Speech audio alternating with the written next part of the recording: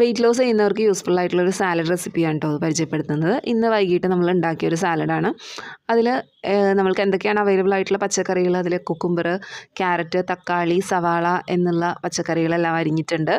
ഇനി നിങ്ങൾക്ക് മറ്റ് പച്ചക്കറികളുണ്ടെങ്കിൽ അതും എടുക്കാവുന്നതാണ്. ഇതെല്ലാം തന്നെ ലോ കാലറി ആയിട്ടുള്ള ഒരു പച്ചക്കറികളാണ്. ഇനി ഞാനിവിടെ എടുത്തിരിക്കുന്നത് പ്രോട്ടീനിന് വേണ്ടിയിട്ട് കടലയാണ്. കടല പുഴുങ്ങിയതെടുക്കാം. ഇവിടെ കടലക്കറിയായിട്ടാണ് രാവിലെ വെച്ചിട്ടുള്ള കടലക്കറി ഉണ്ടായിരുന്നു, അതാണ് ഞാൻ എടുത്തിട്ടുള്ളത്. അപ്പോൾ ഒരു കട്ടോരി, ഒരു 150 ml അല്ലാന്നുണ്ടെങ്കിൽ ഒരു 150 ഗ്രാം ഓളമാണ് കടലക്കറി എടുത്തിട്ടുള്ളത്. പുഴുങ്ങിയ കടല എടുക്കാവുന്നതാണ് നിങ്ങൾക്ക്.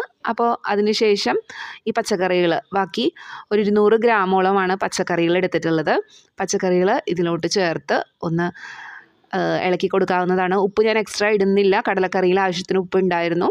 പിന്നെ ഒരു പാതി നാരങ്ങയും ഞാൻ കട്ട് ചെയ്തിട്ടിട്ടുണ്ട്. വേറെ നിങ്ങൾക്ക് എന്തെങ്കിലും മസാല വേണമെന്നുണ്ടെങ്കിൽ ആ രീതിയിൽ ആഡ് ചെയ്യാവുന്നതാണ്.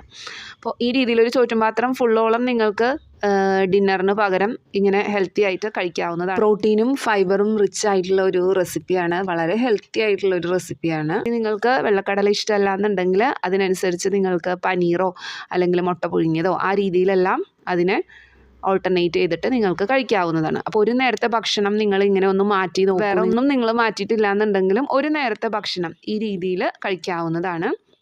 അപ്പോൾ ഇവിടെ 67 കാലറിയാണ് വെജിറ്റബിൾസിന് വരുന്നത്. അതുപോലെ 156 കാലറിയാണ് വെള്ളക്കടലയ്ക്ക് ആവുന്നത്. അങ്ങനെ ടോട്ടൽ ഒരു 222 കാലറി. ഞാൻ കുറച്ചുകൂടി എടുത്ത് കഴിച്ചിട്ടുണ്ടായിരുന്നു. അപ്പോൾ എന്നാലും ഒരു 300 കാലറീനുള്ളിൽ വരുന്ന രീതിയിലാണ് രാത്രിത്തെ ഫുഡ് കഴിച്ചിട്ടുള്ളത്. നിങ്ങളിതൊന്ന് ട്രൈ ചെയ്ത് നോക്കൂ. വെയിറ്റ് ലോസിന് തീർച്ചയായിട്ടും യൂസ്ഫുള്ളാണ്.